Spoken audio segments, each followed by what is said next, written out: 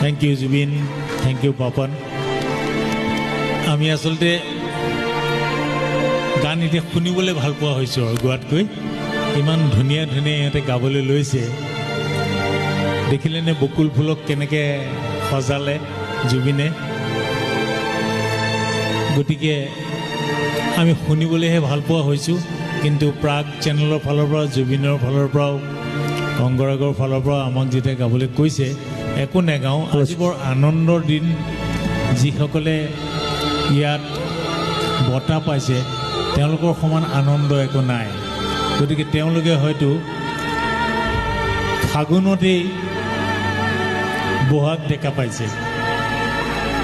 ফাগুন মাহত পলাশ ফুলে আৰু বহাগত চ'তত আমে মলিয়াই, জামু কলিয়াই, এনেকৈ আম